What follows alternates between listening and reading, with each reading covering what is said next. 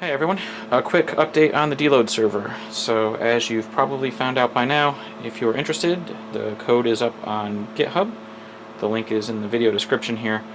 I also wanted to just go over a few important points and walk through the steps of compiling and running it just for the sake of completeness. Some of the points I'm going to make here are listed in the README. I'm just going to emphasize them here because I think they're important. So. The first and foremost is this is and was a prototype. I really just did it to see if I could do it.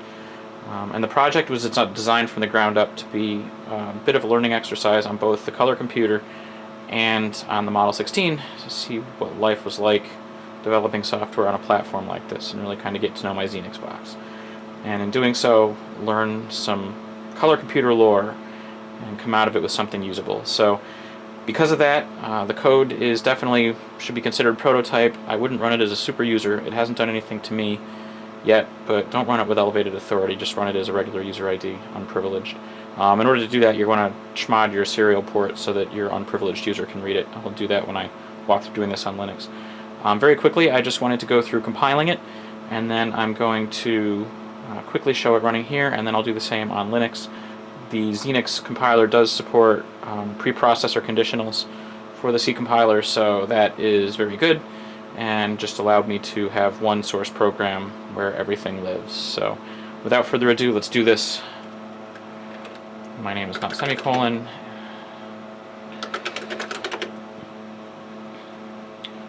Okay, and when you're in here, basically the compilation is really easy.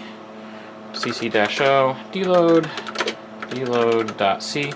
Well, that's compiling. A couple of notes. I built this on Tandy XENIX 3.2 with the development system installed. Specifically, I used Pete Satinsky's image, the DREM optimized interleave 70 megabyte image on GitHub from the Model 2 archive. So I haven't tried this on XENIX 1.3.5.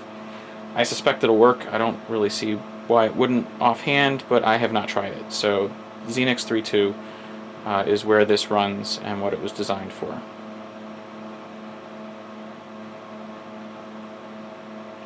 And I don't have it in frame. I'm not going to go back and forth for this one, but the color computer is up and ready, so as soon as I get completion, I'm going to run a couple of commands over there just to show that it can be done, and then we'll move on to the Raspberry Pi.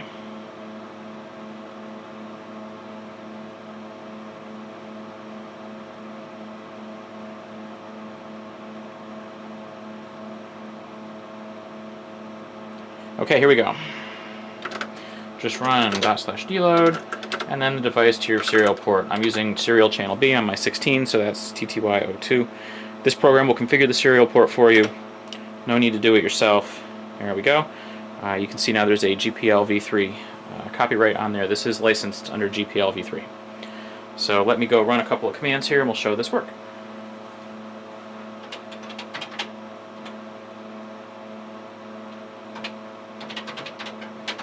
Oops. Well, I typed that wrong. Alright, well I typed that wrong because I had a pound sign after test 3. But that shows that the any error worked. Yay. And command mode will work.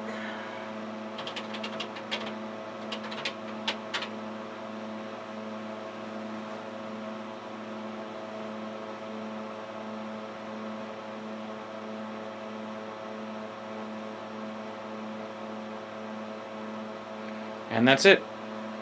So if you want to run it on a 16, again, this was the target platform, so the Linux support is really just a hack, so I could make it available to everyone with the least amount of pain, but certainly you should expect that this code will not completely function properly. An important note, if the color computer terminates the connection and doesn't say so, for example when it throws a DS error, the program will hang while it's sending the payload. Just Control-C it and start it again.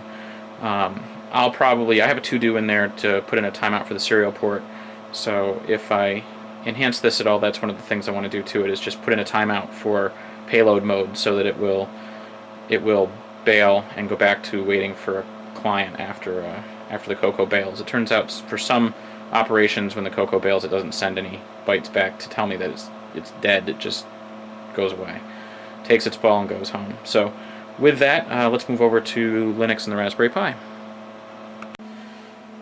Okay, I apologize if the screen is stupid, but here's how we compile it here. I can just do dcc-o, DLOAD-w. That's just to suppress the warnings, because with the KNR declarations, you will get complaints that there are a lot of implicit function declarations, so just to ignore those. And now you're going to want to also, again, in the interest of not running as a super user, chmod your serial port so that you can read it. When you reboot the machine, it'll go away anyway. So, or you could add yourself to the dial-out group, depending on your distro. But either way, that aside, let's just give this a run. Same syntax, dev tty USB1. You can see we are awaiting a response, so I'm going to hit it up on the color computer.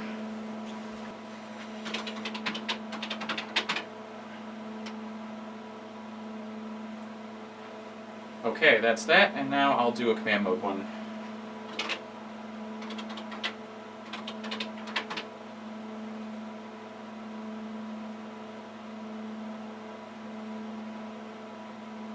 And finally, something that doesn't exist.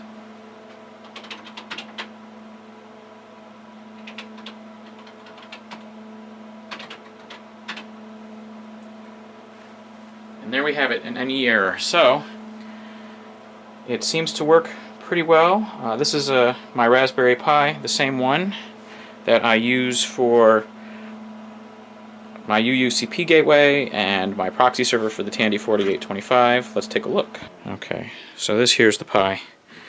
Same Pi, and I just have a USB to serial adapter. Your mileage may vary with these things. I've had some pretty terrible USB to serial adapters. So if one's not working, try another one. Depending on how you construct your cable, you may need a null modem. So just keep that in mind. Otherwise, that's really it. So in my classic video fashion, I gave myself a little whiskey, because classic whiskey and classic computers, it's a winning combination.